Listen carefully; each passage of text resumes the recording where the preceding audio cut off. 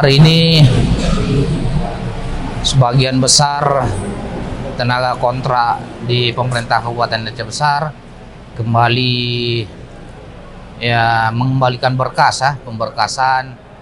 Tim administrasi pemerintah Kabupaten Aceh Besar kembali mengecek administrasi mereka, meskipun ini merupakan bagian tahapan ya.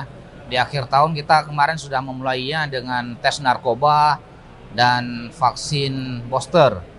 Kemudian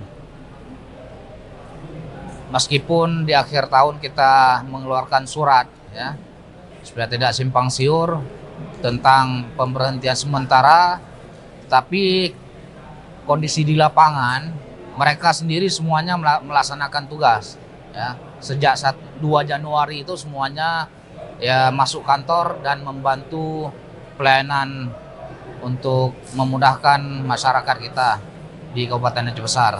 Dan rata-rata dari mereka juga ya merupakan dari kalangan menengah ke bawah.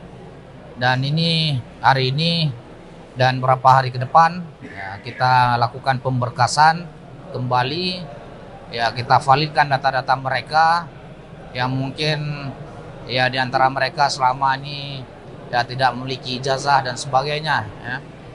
Dan tentu itu menjadi syarat nanti dalam ya penetapan di 2023. Mungkin harapan kita kepada seluruh ya tenaga kontrak ya, setelah proses ini yang kembali diberikan kesempatan untuk melakukan pengabdian ya, tolong lakukan tugas-tugas dengan baik, tolong disiplin dan ikuti regulasi yang ada di pemerintah Kabupaten Aceh Besar.